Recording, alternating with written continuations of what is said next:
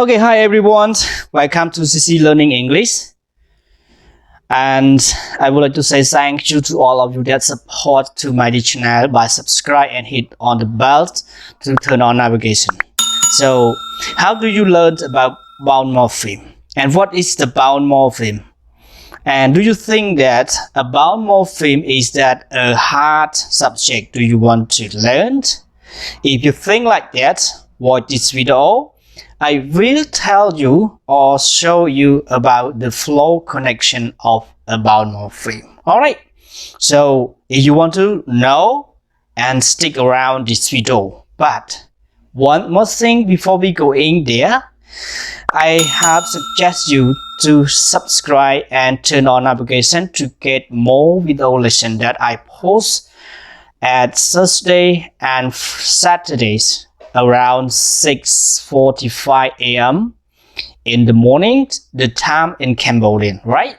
So one more thing, or anyways, I have recommend you about to search about link list of healthy and fitness in this video description that I drop it for you to search on, because that link is focused on the healthy and fitness. If you have something wrong with your healthy and fitness, if you want to fitness, and you check it out in my video description. Alright, I hope that you understand, and if you have any problem with your health, please go ahead, because the health is the basic foundation for everything. If you don't, it means that you cut it off from you. Alright, don't prolong speech and go ahead to this video lesson and stick around together with me by presentation slide that talking about flow connection of bound morpheme. Okay, are you all ready? If you're ready, here we go. Right, yes.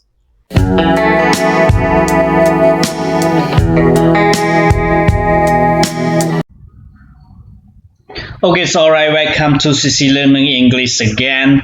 In the previous lesson, I have talking about a free morpheme, but in here, I just welcome you to bring on the table just talking about one small lesson is talking about bound morpheme.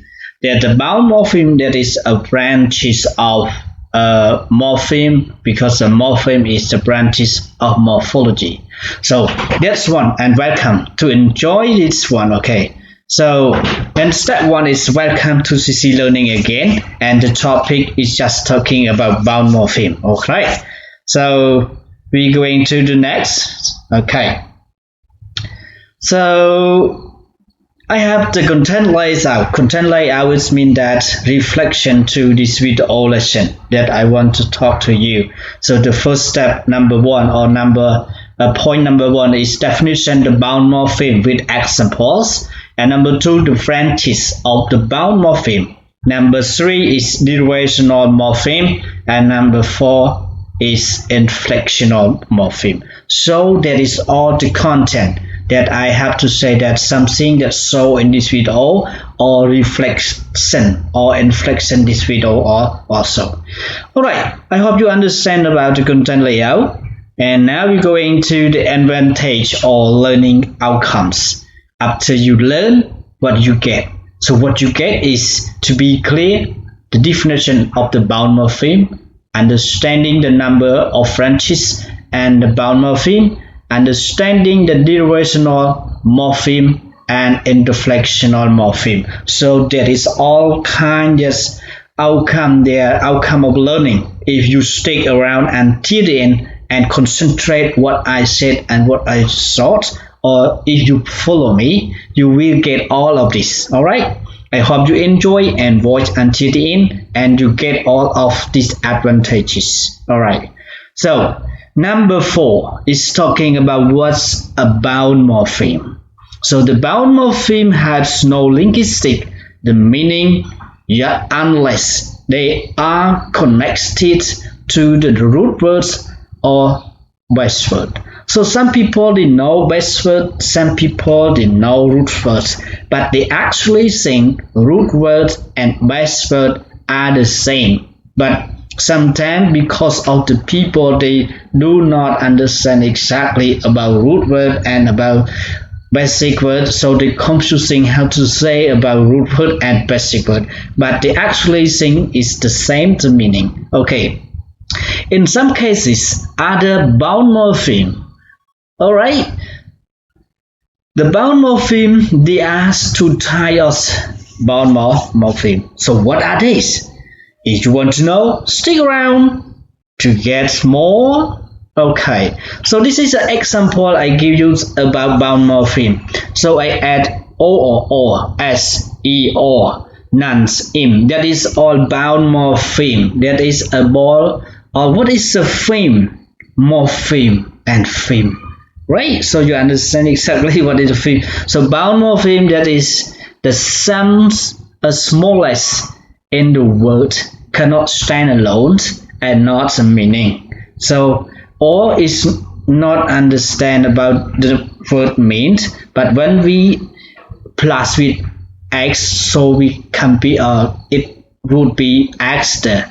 Actor means that someone they make the accent in the movie, so the actor.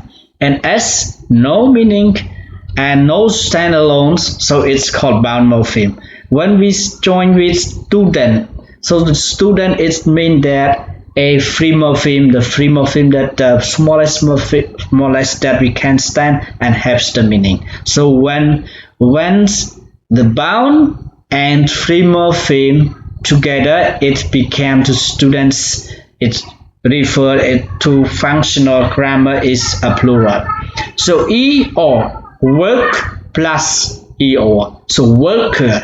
So worker is mean that someone who work in industry. Okay, none is that a bound morpheme, and flat with sen about free morpheme, it became to be a nonsense. It means that not useful and not understanding, so that is nonsense.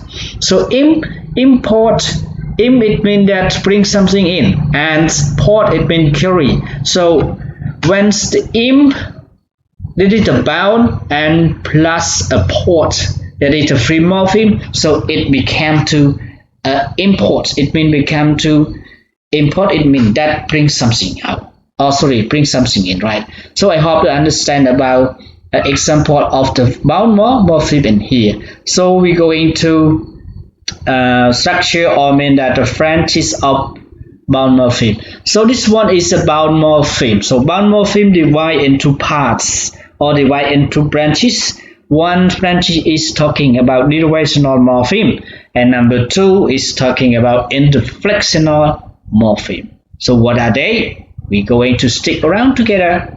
All right, keep in on and take on me, eye on me. So derivational morpheme or derivations morpheme, it linked to affixes. So what is affixes?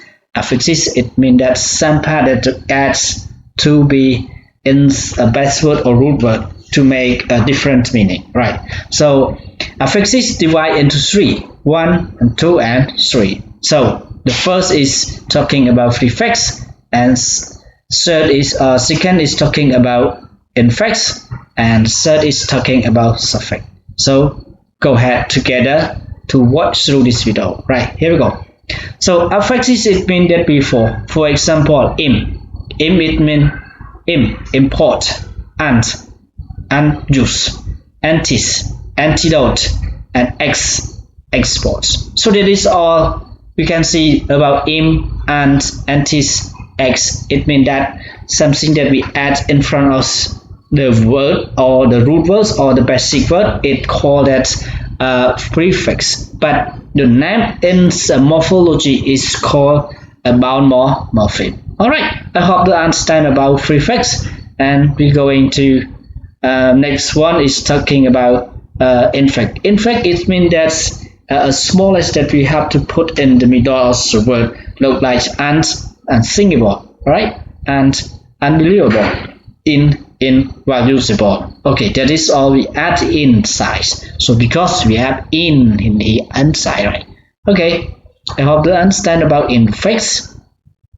And we go to the next. Next is talking about suffix. Suffix is mean that something we add the last of the root word or basic word. Look like apple. When we add Singapore, right? We EO, it means that worker, yes. And IONs, it means that conversations. And YL, it means that's carefully. So that is that. We add at the end of a root word or basic word. But if you're talking about affixes, that is not clear about for you. But I recommend you to see a more lesson in the last lesson. I will make a video talking about affixes to make understanding in here. I add in here because that is talking about the bound morpheme, but with link to a little bit. So I will make more detail in the more video that talking about affixes. I guarantee if you stick around and waiting until. Okay, so and now we go to next one. We're talking about inflectional morpheme. Inflectional morpheme, for example, look like S. Look like letter S, ED, and INGs. So it's referred to the grammatical functional. That is talking about the grammar. When we add S to the plural and ED to the past tense and ING to be gerund or present continue, etc. Alright, so that is called inflectional. Okay, I hope you understand it and you got it and make sense. I go to next one. So the last one, number 6, is just for say thank you for watching this video to get useful for you. And in this video, like I mentioned about the talking about bound morpheme, definition of bound morpheme, and branches of bound morpheme, and there are two kind of bound morpheme, like inflectional morpheme and derivational morpheme. An example to make you understand about bound morpheme, and talking about affixes that branches of derivational morpheme. Affixes divide into three: prefix, infect, and suffix. So that is all the lesson that I will take you. But remember, talking about affixes in this one is not clear because this lesson just only talking about bound morpheme, right?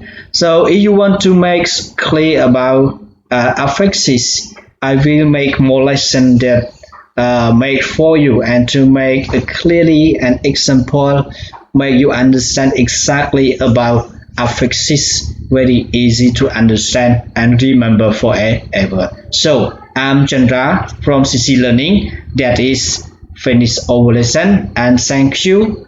See you next video. Alright, see you. Thank you.